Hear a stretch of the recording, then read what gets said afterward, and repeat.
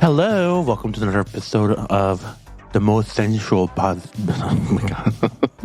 Well, there you go. With a straight face. You did it. I was trying to say, welcome to the most sensual podcast in existence, where we tickle all of your senses, except for touch, because that's a little creepy. And also physically impossible. Yes. Yes. Well, welcome to One for the Table. I'm your host, Kimchi. And I'm John Kung. Today I went to the grocery store. Mm-hmm. And apparently there's another egg shortage. Oh, there is? I don't know. So there was like a sign and just that like limits 3 cartons of egg per customer. Oh. And for me, eggs are like a daily necessity item every morning. Yeah, for sure. Me too. The egg aisles were like completely empty and there were 3 cartons of egg. Did you buy them all? No, I don't need to like stock up on. Oh, your fridge is so small. Classist. Well, no, it is. It's not that small. It is actually very, very little. Your fucking like chef. Like, it is a where you have like a whole cow like stored up in there. Like it is a perfect size refrigerator for a single gay person. Small apartment refrigerator. It is not that small. It is small. It is small. I've seen bigger ones in small apartments in New York. Of course because you're a chef. Well, yeah, but I'm saying, like, I'm sorry, my refrigerator's not big enough to store like a fucking master stock in it for like year round. You have room in there for like I don't have like a whole cow in my refrigerator. Anytime I grocery shop for your house, it's like a situation where it's just like, oh God, there's already like 6 things in this refrigerator. How am I going to get the rest of the stuff in here? It's because I have jars of kimchi in my refrigerator. That's why. You have like 3 jars of kimchi. 2. You have 2. Yes, and they're big. They're big jars. They take up a lot of room. See, I think most people will agree. If your refrigerator is going through it because you have 2 jars of kimchi in there. It's not going through it. There's plenty of room for other things. You fucking bitch. But anyways, and this lady looked like she was like in a hurry, like at the egg aisle. So I just like motioned her, like, you can go first, just grab your egg. And then she took all 3 cartons, and I'm like, really, lady? I thought she would maybe like take 2 and then like leave me one, Yeah, no. I think she probably thought that you didn't need any.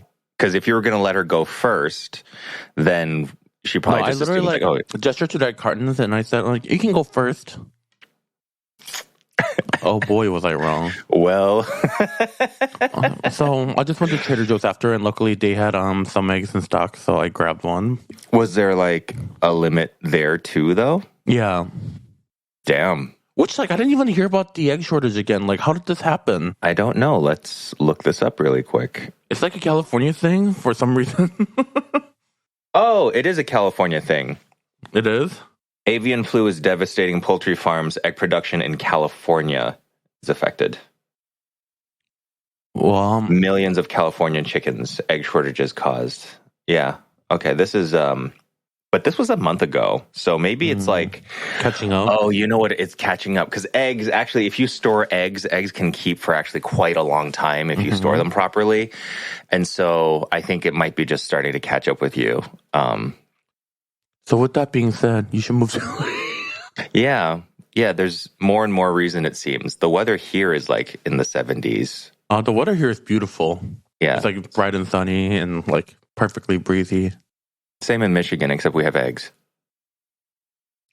So anyways, there are a few things I want to talk about. Yeah. Okay, so first of all, and speaking of Trader Joe's where I was just at, have you seen all the craze about these Trader Joe's tote bags? The tote bags? What is it with, like, I don't understand how people go insane just, like, wastefully shopping for reusable shit. Like, if it's not like, oh, it's a thermos, it's like a cup that I can reuse, or like a tote bag that I can reuse. Like, if you already have a few, there is no point in getting any more, no matter like what design it is, unless yours is the falling point is apart. like to be sustainable. But I think in this economy, it was never to be sustainable. But I think people are just like looking for dopamine in like the cheapest places, whereas before, people will save up money and buy a house, or people will save up money and buy designer bags. But because everything costs so much now, I think people are looking for like satisfaction in buying like the little things, maybe like buying a $30 water bottle or buying a $2 tote bag, and then like they should just masturbate. That's cheaper. You know, people like buy these things and then they like personalize it. You know, they have stickers, they have like embroidered to like the bags, or they like painted with markers. You know what I liked? I have a lot of tote bags because I keep getting them as swag, which I'm just like, okay, fine, I'll take a tote. But the things that I have been using over and over again have been like the IKEA shopping bags. Like I always keep a few in my car, and they're perfect. And then I can pretend I'm using like, I can pretend they're like the Balenciagas. I have this like giant insulated like cooler bag that I got as like a PR once from like this like alcoholic drink company. I don't even know if these drinks are like still sold anymore because I've never seen them in stores. But anyways, it's a fierce bag, and I always keep it in the back of my trunk. So when I go to like grocery stores, I just pop all the cold and frozen stuff in there. But like to go crazy over it, to line up, to like to like buy them in that way, it just kind of seems like it defeats the purpose. But you know what? You do you.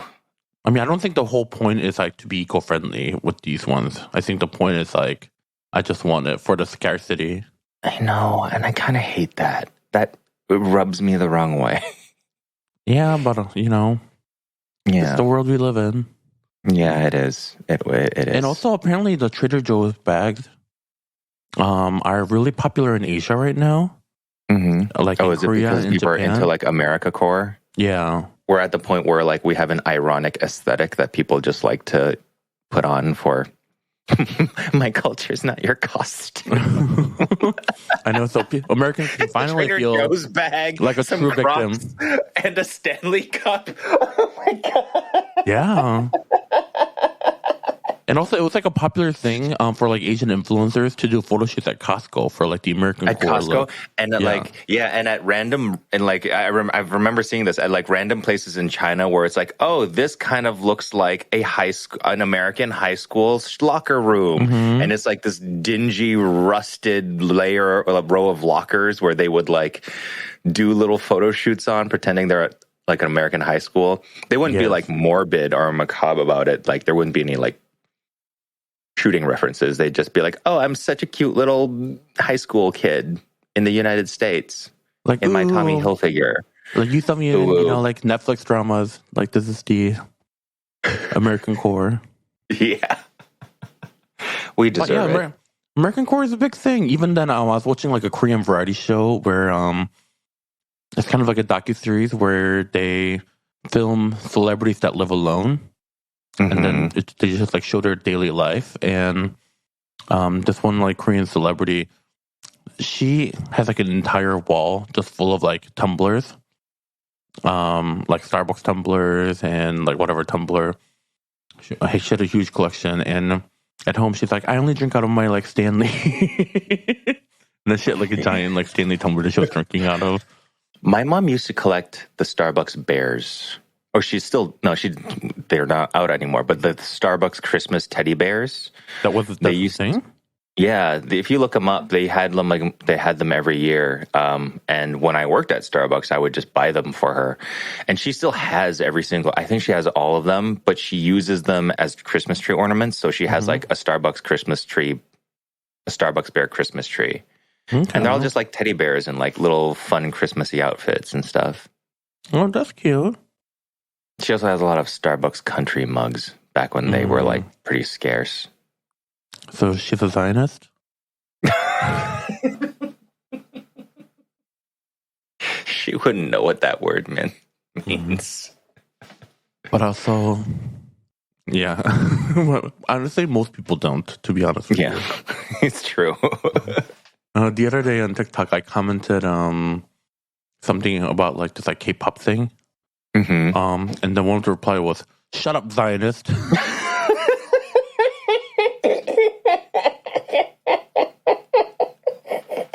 That's how I'm going to respond to your texts from now on. And for those of you that's like tuning into this podcast, like for the first time or something, I'm not a Zionist, but people think that I am for some reason, or not for some reason, but like it's a misunderstanding. But I'm not a Zionist. And then all these like kids are just like randomly calling me Zionist every chance they get. Oh gosh. But anyways, I was like, not shut up, Zionist. It's not shut up, Zionist. And then, of course, it's like a profile, you know, like, that's like a watermelon or like, you know, like Palestinian flag, but then But, like, it's nothing an empty else. profile. Yeah. Yeah. It's to the point where like you wonder about if your profile has like no actual thing behind it and you're like just making it to make comments, I'm just going to assume that you're not a real person anymore. That's what it's come to. There are so many like bot farmers and so many like, you know, comment, like literal bot farms for commenting just to like drive up engagement, to drive up outrage. Like if it doesn't come from a real profile, I don't believe it's real. Yeah. And, oh, God, I just wish, like, remember how the other episode we were talking about, like, rage content, like content that makes you, like, rage? Like people who waste food, like that stuff? Yeah. I don't know if it's because, like, we talked about it or something, but, like, I've been getting so many more of those in my timeline. Like, the other day, this guy boiled chocolate chip cookies and then mixed in frozen vegetables and ate it over rice.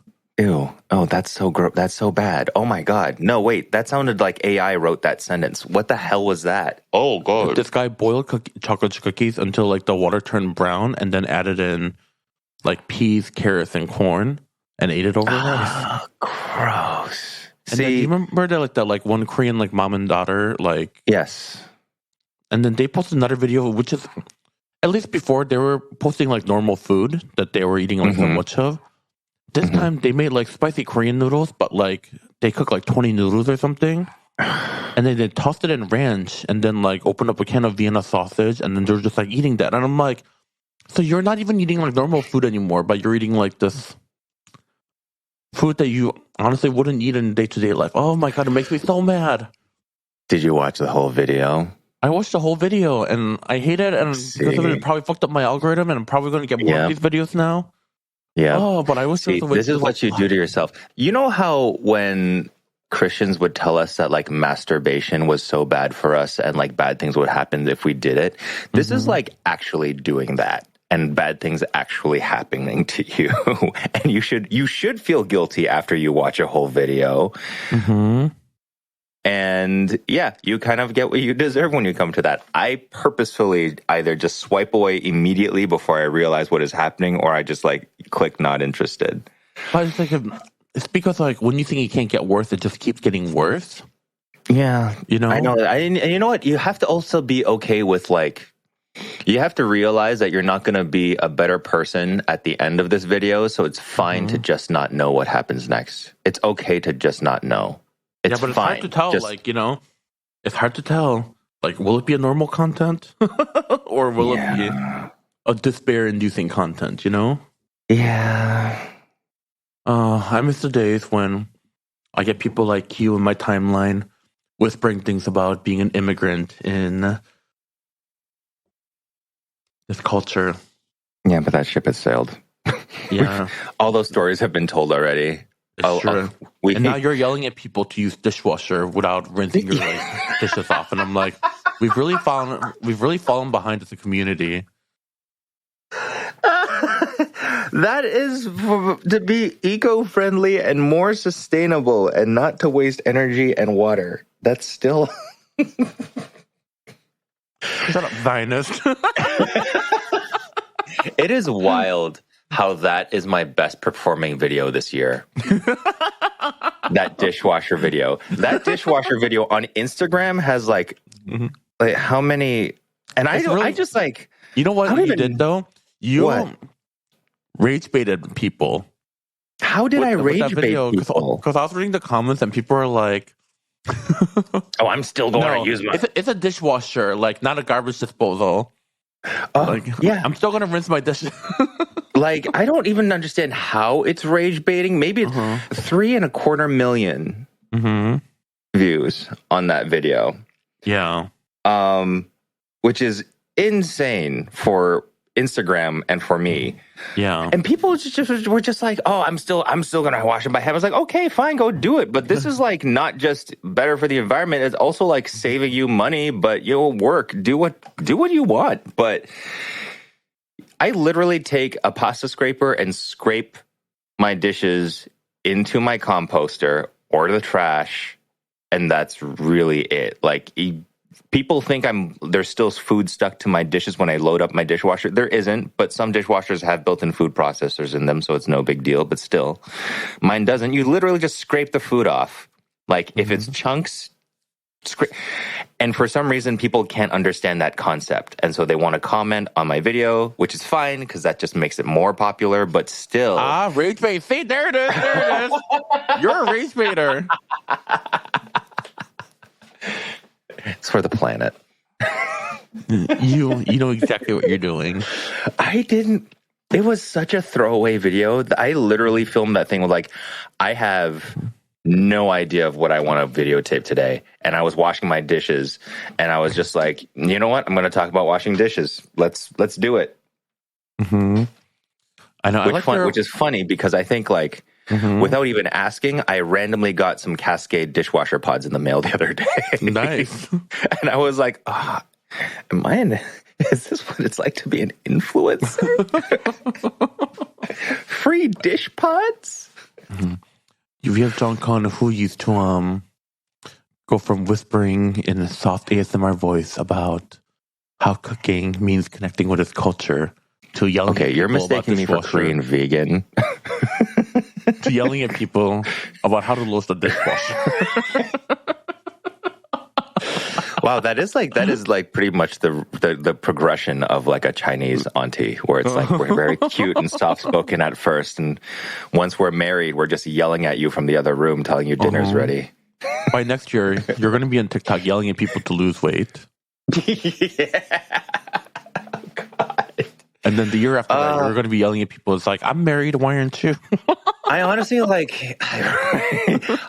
think like, what is the line? Like, you know, I'm not willing to cross where I'm just like, okay, I don't think this is a job for me anymore. And I go back to just doing normal restaurant stuff. You're not doing that though. Okay.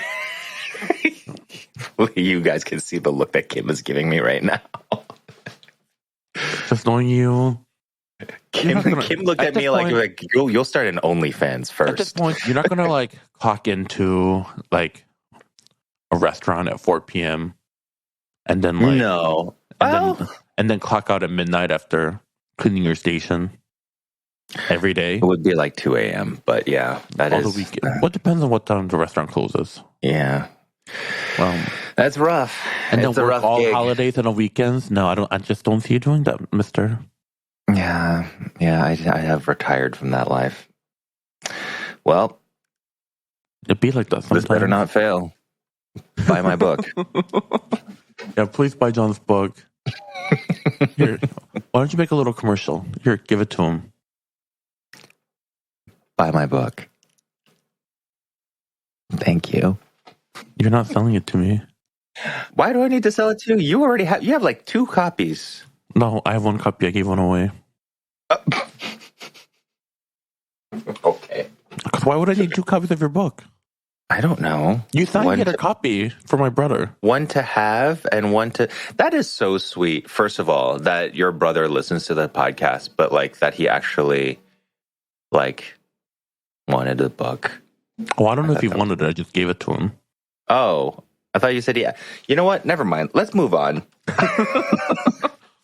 Oh, and then did you also hear the news about how like they're trying to pass a law or something where TikTok another TikTok ban, and if it passes, they have like 165 days to like sell the company off to like a different company. Yeah, I honestly haven't been on or following or invested in TikTok for a while because my YouTube is doing so well and YouTube is a lot more stable. But yeah, I've heard about this in the periphery. I have a lot of friends that are still very reliant on TikTok, but it is so weird though because TikTok isn't doing anything that Facebook, Google, like anything else that like those companies aren't doing themselves. And TikTok is like all of the US data is based on in a Singaporean, as we know, like in the Singaporean servers, which is also a city state that is allied with the United States. some people, like Republican senators, think that it's a part of China because it's in Asia. But that being said, like the data that is so quote unquote so sensitive that people are worried about it, it doesn't. That's It's like, just what are fear these data? Like, you want like Rage Farm like datas? You want like right. data Good. of people cooking Have like fun with my macaroni in like thirst a traps. casserole pan? Right. But also, like, I think what the government is more afraid of is that, like, this TikTok has been so effective at getting information out to people that hasn't been, like, filtered in by media or government first. So, like the Black Lives Matter movement, for example, like all of those videos, I loved watching the live streams and the on-the-ground reporting that was happening during those protests because they were not filtered through anything. And that was probably the first thing that got everyone's attention, where it's like, oh my God, all of like they're actually just speaking for themselves and getting information to each other directly. And that is not, that's something that terrifies governments. So they don't like that. And they don't like that because they can't control it, because it is like it's Chinese owned, which means that China has like really no stake in controlling us like that. They just want our money. Basically, yeah. Oh, politics. Anyways, let's not get into that right now. So the next thing I want to bring up is have you been seeing this influencer in the food space that everybody has an opinion on? It's this girl, and she makes food for her family, and she's like a model or something. But she makes like everything from scratch. So, like, she'll make cereal like from scratch, like for her family, or like if she makes like grilled cheese, she'll make the bread and cheese from scratch. Oh, that's interesting. People are calling it like a Mormon propaganda. Mormon propaganda? Yeah. And why? And then she's like promoting the trad like wife lifestyle. What is that? Like the traditional wife. Oh. And I guess like in one of the videos, like she's seen like reading like the Mormon Bible or something like that. Oh. But she never like preaches religion in any of her videos. Right. I think, I mean, I don't know, because this deal delves into like feminism, and I am a feminist, but I also believe like feminism means that a woman has a right to choose the life that she leads, whatever that might be. So if that is what makes her happy, then she is allowed to do it. If she's not like imposing it, and if she's just like making good videos. Wait, did she make tacos from scratch, and the tortillas was also done like with corn, and she used the rock thing to like grind the corn? No, I know what you're talking about. I've seen that video, but it's not this girl. It's not that person. Okay, that video was I thought that's what you're talking about, and in my mind, I was like, well, shit, she did a really good job, because that was a really, really good video. But actually, when you see that video and read the comments, all the comments are like, this isn't Nara, like, or Nara did it first. Nara's like the other girl who's like supposedly a Mormon. Oh, and that's like a dumb though, because anybody can cook from scratch. Oh, for sure, yeah. But she just has like a specific aesthetic that that gained her a lot of attention. So she's a model, and I guess her husband is a model, and then she has like a really pouty lip. So two literally model Mormons. Making stuff from scratch. I don't know. So personally, for me, I mean, like, obviously, I don't believe in organized religion, but also, like, people should believe whatever you want to believe, as long as, like, you don't try to force it on other people, you know? Right. Yeah, like, you do you, I'll do me. Yeah. But what I have an issue with is, I don't care if she's a Mormon. It's just, if she was a man, I feel like all of this wouldn't even be a conversation. If she was a man, this would be house husband content. And everybody will be like, "Oh, he's such a green flag," or like, "I want him to marry me," you know? Yeah. Well, there are definitely, there are nuances in this topic when it comes to like positions of power, and men doing their share of housework and stuff like that means a different thing than a woman doing like all of the housework. But still, like, I see that point, and I do understand like neither of it matters. I think scratch cooking is impressive no matter who does it. And if that is how like she, I don't know, promotes or her religion or shows off her identity just because her book is out. Again, I haven't seen these videos, so I don't know for sure. But so many people like stitch her videos, and they all give their like think pieces on it, and people are like, videos like this are actually very, very dangerous because it's a propaganda that promotes like traditional like lifestyle. But I'm like, so if someone is watches their video and influenced by this and wants to become a traditional wife, and if that's what they want, isn't really that their dangerous? Freedom to do so? I think it is not. See, and you also have to realize, like, just because somebody is arguing from your side, quote unquote, your side as in like your side as a progressive person or a liberal person, doesn't actually mean that they're speaking for you. Like, they just might be the same type of person trying to impose their views on other people. You just happen to agree with the views. But if it's the act of like them imposing what they think is right, forcing themselves what they think is right onto someone else, like that's the part that I personally don't agree with. If one person wants to have this quote unquote traditional lifestyle, after having all of the options put in front of them and then selecting the option that they like the most, I don't see anything wrong with that. Yeah. You can have like your non-traditional lifestyle and be happy and be totally fine. But if you want to do something that is like, if you're like, oh, I love this, like, if you put a different color scheme on it, and if you like, I guess, like, I don't know, replace the husband with another wife and say it was a lesbian couple, they would have called that shit cottagecore. Yeah.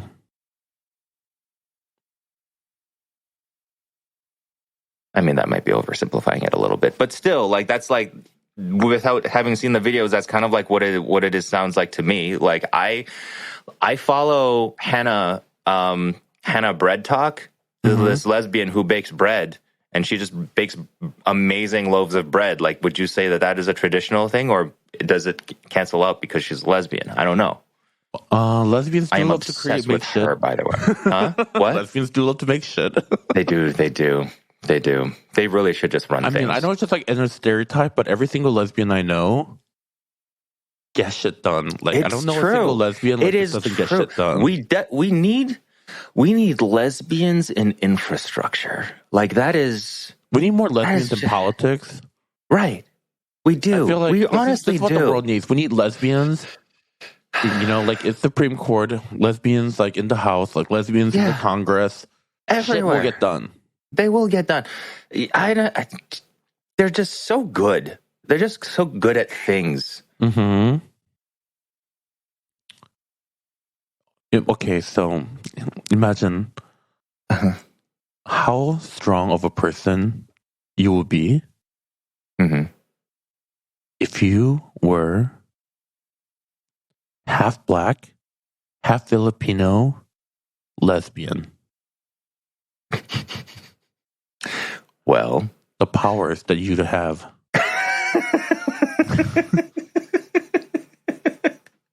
The beauty and... I mean, you'd be stunning, and you'd be like, You'd be so talented. You'd be unmatchable at karaoke. I feel like you'd be the most perfect human being. And like... I don't know. How awful would it be if you were all these things and then, like, not talented? Oh, my God.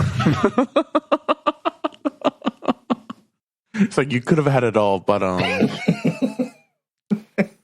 And out of, like, all the millions of, like, sperm, the one that reached... God. The other chromosome was apparently like a faulty one.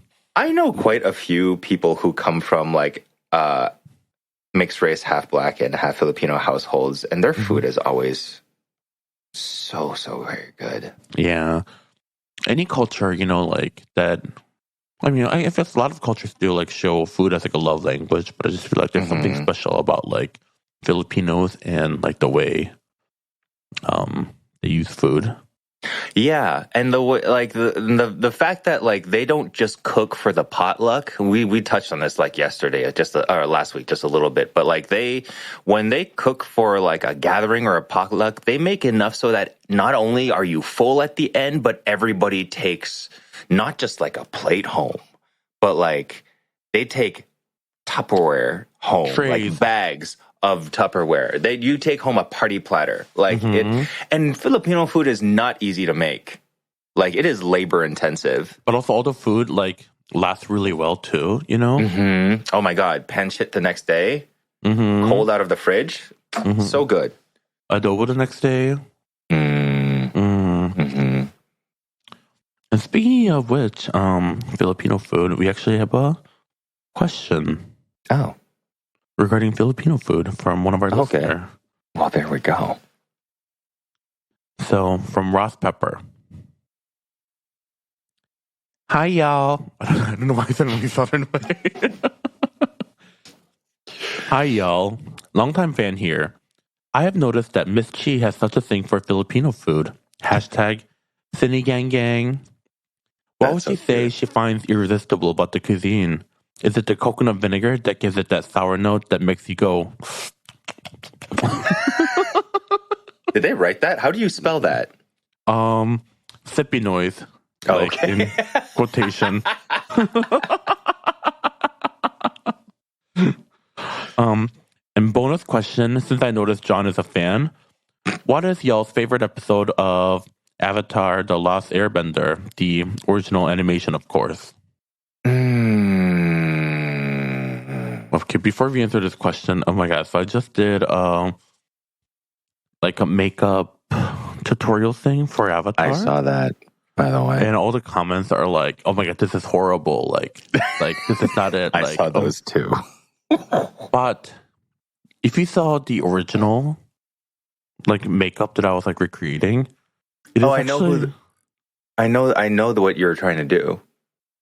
Like I was recreating like the makeup in like from the cartoon. No, not from the cartoon, from the live action. Oh, really? Yeah. So even one of my friends like texted me like, screenshot of like my makeup and was like, sis, this is not it. So then I said, okay, so like this is it, right? Yes. Yeah, I know. But when you see like the original like makeup on the live action like thing, side by side, it's like an exact replication. You should have definitely like gone by the cartoon or asked to go by the cartoon. Yeah. But I think there's the whole like premise was like because everybody makeup on the live action. Yeah. Then the thing is though, like not everybody has seen the live action because some people refuse to see the live action. And so when they saw the makeup that you were doing, they thought you were doing Avatar Kyoshi's makeup, which is of that style, but it like obviously in the cartoon it looks a lot better. Oh, for sure. I mean, because it's a cartoon. I mean, like everything looks better in it's more graphic, animation. In retrospect, if I could turn back time. Yeah. And also, like, if you do things like that, it is important to show them what your source material is for the look, because everybody has an idea in their memory of what that look looks like. But if they saw that you were doing it from that photo that you just showed me, they would probably have like less to say. But yeah, on its own, not the strongest.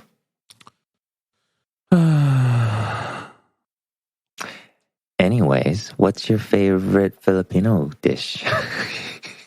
I don't even care at this point. I'm kidding. Kim's like, I'm bleeding out on the floor right now. No. What do I find irresistible about the Filipino cuisine? I think because Filipino cuisine is like one of the cuisine where they're not afraid to use pungent ingredients Mm-hmm. that really packs a punch. Mm-hmm. And what Filipino cuisine does really well for me is it does a good job balancing the fat and the acid. Mm-hmm. So even when you eat something rich, there's an element of acidity that balances out the richness really well. Mm-hmm. And I think that's one of the reasons why I love Filipino food. And also there's like a lot of like briny seafood flavor that's used a lot, like the fermented shrimp, and Oh, yeah. that pairs nicely with like the rich meats. So, yeah. Mm. For me, besides the fact that it's just like objectively good, but it was also attached to a lot of things that I ate when I was little. Mm-hmm. So I have a lot of nostalgia attached to Filipino food, especially like, spaghetti, adobo, the sardines, all of that stuff, and pancit. And so, it's meaningful to me, and I love it so much because I used to eat it all the time. But now, like, eating it now, I just recognize it all as like just being good. Yeah. And what is your favorite Avatar episode? So I watched all the Avatar episodes when I was like younger, Mm-hmm. but I know the story overall, but I can't pinpoint to a specific episode. Okay. So every day, like, I would just like, watch it on WB. Yeah. But Nickelodeon. Sorry, Nickelodeon. Mm-hmm. Wait, was it on Nickelodeon? It's a Nickelodeon property, yeah. Okay, sorry. I'm getting my channels confused. It's okay. But I did like the episode where they go to meet Kyoshi for the first time. Yeah. Gay awakening for a lot of people. Yeah. Yeah. I have so many favorites. Okay. So I can't choose just one. I realize now that I'm kind of like a super fan because not only did I like actually watch it when it was like on network television, and then after that bought them on iTunes in standard definition, and then again in HD, and then actually watch it. It's the only thing I haven't done as like a super fan is watch like the M. Night Shyamalan movie. I watched 20 seconds of it and I was just like, that's enough. So my favorite episodes are as follows. I like the one where they go into the library and then they meet the owl spirit. I thought that was really cool. I like the one where it was Tales of Ba Sing Se, where they play the song and pretty much everybody like cries. And then I like the episode with the Ember Island players where they like do the Avatar story, but done up as like really as acted by bad actors. I thought that was just really funny. So those are my three favorite episodes. Oh my God, you know the episode so well. I know the episodes really, really well. How can you not remember our conversation from last week, but remember all these episodes? I remember this. I don't know. Maybe there is definitely like, I have a suspicion that there is a pre and post COVID brain that I have. Yeah. And I am just choosing to ignore it. And I'm going to chalk it up to being adorable and old. All right. Yeah. All right. Also, I've seen the, also actually during COVID, Little John watched the entire series on his own. Well, not on his own, but like for the first time. And me and Alejandro like rewatched it with them, and we were like, "This is just so good." Yeah. So I've seen the entire series like a couple of times. Damn. I mean, it's good. It's a great series. All right. So next question. Hi, Kim and John. Been a listener for a few months now, and I love the show. I live in LA and drove by Kim a few weeks ago at Melrose and Sweetser near Crossroads Kitchen. Which I was at Crossroads Kitchen a few weeks ago, so that's probably where they saw me. Kim, do you have any recommendations for food in that area? Thank you. My recommendation is Crossroads Kitchen. So Crossroads Kitchen, for people that's never been to it, It's like an all-vegan restaurant. Fancy pizza and, like mozzarella sticks and stuff like that, but like all vegan. Wait, it's not the one that we went to, was it? No, that's Olivia. That's Olivia. Okay. Mm-hmm. Yeah. Which honestly, personally for me, I think Olivia is a better option for vegetarian vegan. Yeah. I can vouch. Crossroads Kitchen, while it's good, everything is very pretty. I just think the food at Olivia is better. Oh, okay. So if you've never been to Olivia in K-Town, it's a phenomenal vegetarian vegan restaurant. So go check it out. But in that area, aside from that, I feel like I don't really go to that area to eat because it's like a lot of like high-end boutiques and things like that. I do like California Chicken Cafe. They have like good salads and wraps that are tasty. That's what I would recommend. All right, so next question is... No, you're fine. When I took the screenshot, you texted me, so it covered their name. Okay, here it is. Next question is by Franklin. Hi, Kim and John. My partner and I are going to have K-pop pop-up cafe at our apartment for friends. Oh, that's so cute. Yeah, that is a cute idea. We are theming our food and drinks after our favorite K-pop artists. Example, ube latte for BTS. Purple, because the color of BTS is purple. Oh, okay. Why wouldn't they call it a K-pop-up? K-pop pop-up. Yeah, just call it a K-pop-up. I feel like...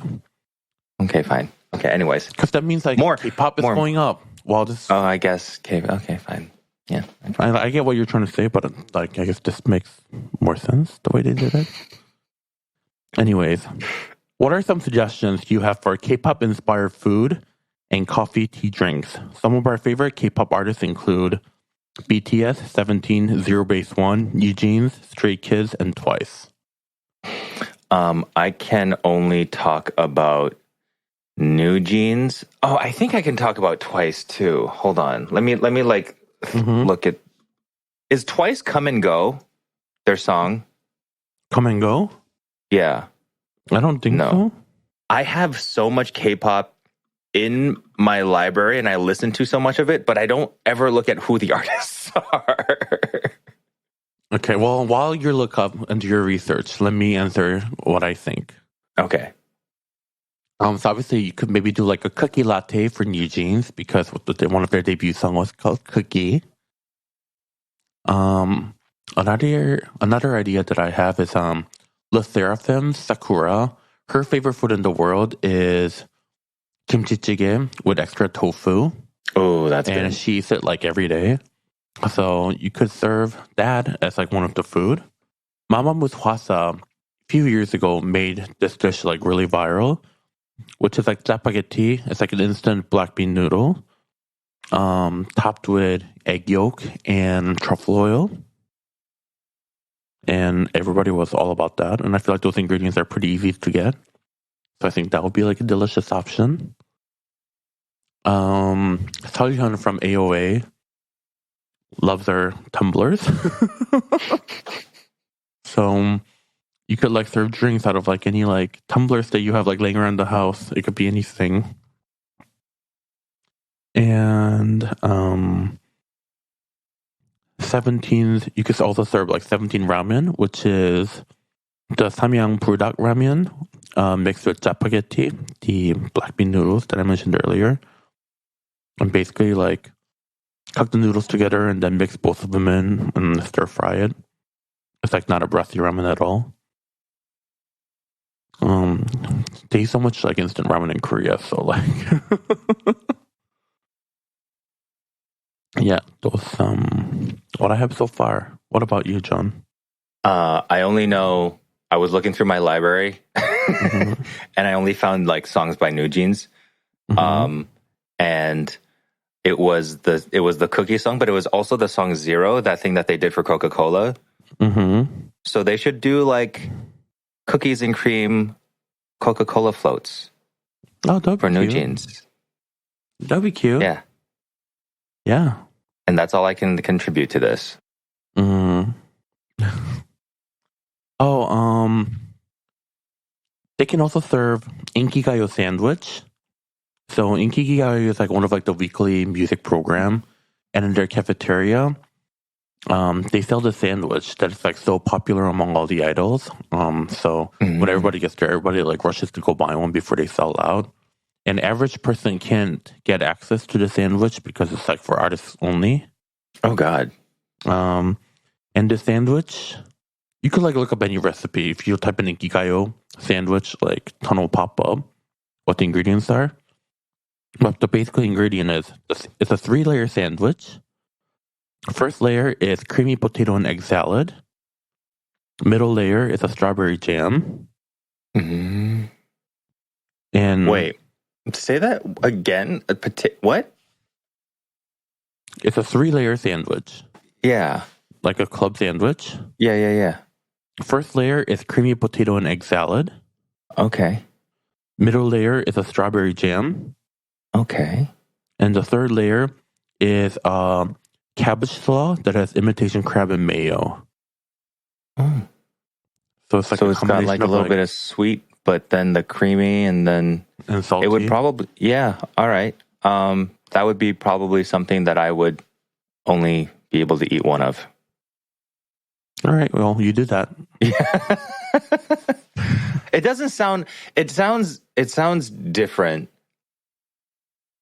But I want to try it, but only because I'm really curious. Apparently, it's like really good, and everybody goes like crazy for these sandwiches. All the idols. Interesting. So, and it's made on a white bread.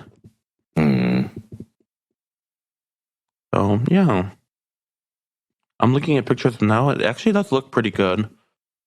Like the layers aren't like super thick. It's just like thin layers of all these ingredients. So. Are they like finger sandwiches? They're like average, like Korean sandwiches. Okay, I don't know what that looks like. Okay, so it does look like a club sandwich. Mm-hmm. Very very thin strip of it's not like bread America in the where middle. we like jam pack it like a no. It's like a hotel club sandwich. That's nice. Yeah. So that's what I'd recommend for your K-pop. And that was all the questions we have for the week. Oh, well, good, because that is our time for today. Yes, John has to go do something. I have to go do something. We all got something to do.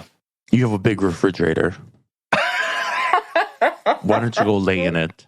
Oh my God. Next time I come to your house, I'm going to have to do that Nene Leaks audio. Yeah, except mine is not a white refrigerator. It is in spirit. It's a steel refrigerator. Thank you very much. Is it? See, it's so little in my mind that it is not just little. A plane. You fucking classist. I'm not. I'm just a pig. Size queen when it comes to refrigerators. But anyways, that's our podcast for the week. If you like what you heard, like, comment, subscribe. And if you don't, whatever. Who cares? Bye. Bye.